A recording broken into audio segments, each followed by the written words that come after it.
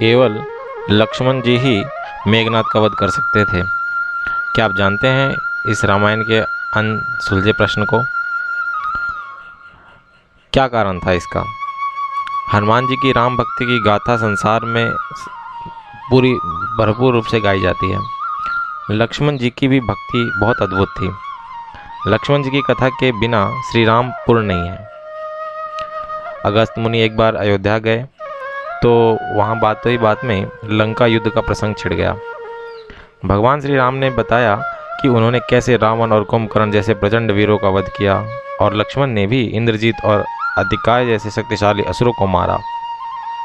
तब अगस्त मुनि बोले, श्री राम, बेशक रावण और कुंभकर्ण प्रचंड वीर थे, लेकिन सबसे बड़ा वीर तो मेघनाद ही था। उसने अंतरिक्ष में स्थिर होकर इंद्र से युद्ध किया था और बांधकर लंका भी ले आया था।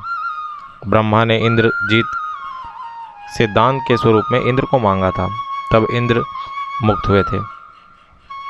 लक्ष्मण ने उसका वध किया था, इसलिए वे सबसे बड़े योद्धा हुए। श्री राम को बड़ा आश्चर्य हुआ, लेकिन भाई की वीरता की प्रशंसा से वो खुश भी हुए। फिर भी उनसे मन में जिज्ञासा उत्पन्न हुई कि आखिर अगस्त मुनि ने ऐसा क्यों कहा कि इंद्रजीत का वध रावण से ज़्यादा मुश्किल था। अगस्त मुनि ने कहा, प्रभु, इंद्रजीत को वरदान था कि उसका वध वही कर सकता था जो 14 वर्षों तक न सोया हो, जिसने 14 साल तक किसी स्त्री का मुंह न देखा हो और 14 साल तक भोजन भी न किया हो। श्री राम बोले, परंतु मैं वनवास काल में 14 वर्षों तक नियमित रूप से लक्ष्मण के हिस्से का फल फूल देता रहा हूँ।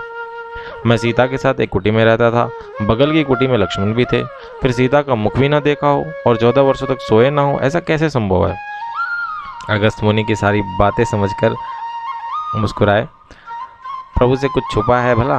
दरअसल सभी लोग सिर्फ श्री राम का गुण करते थे, लेकिन प्रभु चाहते थे कि लक्ष्मण के तप और वीरता की चर्चा भी अयोध्या में घर घर हो, तो इसलिए वो अगस्त मुनि से ऐसा कहलवाना चाहते थे। अब वो स्वयं कहेंगे तो लोग तो यही जानेंगे कि भाई भाई की तो हर भाई प्रशंसा करता है। तो उन्होंने अगस्त मुनि से कहलवाने के लिए ऐसा प्रश्न किया कि ऐसा कैसे हो सकता है। अगस्त मुनि भी इस बात को भांप गए और उन्होंने कहा, क्यों ना लक्ष्मण जी से पूछा जाए। लक्ष्मण जी आए। प्रभु ने कहा कि आपसे जो पूछा जाएगा उसे सच सच कहिएगा। प्रभु ने पूछा, हम तीनों 14 वर्षों तक साथ रहे थे, फिर तुमने सीता का मुख कैसे नहीं देखा? फल दिए गए फिर भी अनाहारी ही रहे और 14 साल तक सोए भी नहीं, ये कैसे हुआ? लक्ष्मण जी ने बताया, भैया, जब हम भाभी को तलाशते ऋषिमुख पर्वत पर गए तो सुग्रीव ने हमें उनके आभूषण दिखाकर पहचानने को कहा था। आपको स्मरण होगा, मैं तो सिवाय उनके पैरों के नुपुर से कोई और आभूषण पहचान ही नहीं पाया था, क्योंकि मैंने कभी भी उनके चरणों के ऊपर नहीं देखा। 14 वर्ष नहीं सोने के बारे में सुनिए।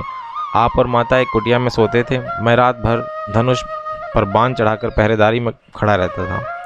निंद्रा ने मेरी आंखों पर कब्जा करने की कोशिश की तो मैंने निंद्रा को अपने बाणों से वेध दिया। निंद्रा ने हार स्वीकार कर लिया। वह 14 साल तक मुझे स्पर्श नहीं करेगी, लेकिन जब श्री राम का अयोध्या में राज्याभिषेक हो रहा था और उसके पीछे सेवक की तरह छत्र लिए खड़ा रहूँगा, तब वह मुझे घेरेगी। आपको याद होगा, राज्याभिषेक के समय मेरे हाथ से छत्र गिर आया था।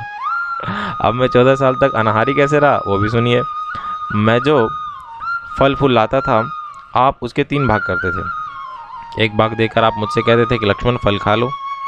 आपने कभी फल खाने को नहीं कहा, फल ले लो। आपने ये कहा, फल ले लो। आपने कभी फल खाने को नहीं कहा। फिर बिना आपके आगे कि मैं उसे खाता कैसे? मैंने उन्हें संभाल कर रख दिया। सभी फल उसी कुटिया में अभी भी रखे होंगे।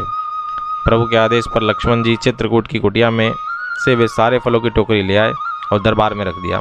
फलों की गिनती हुई, 7 दिन के हिस्से के फल नहीं थे। प्रभु ने कहा, इसका अर्थ कि तुमने 7 दिन तो आहार किया ही था।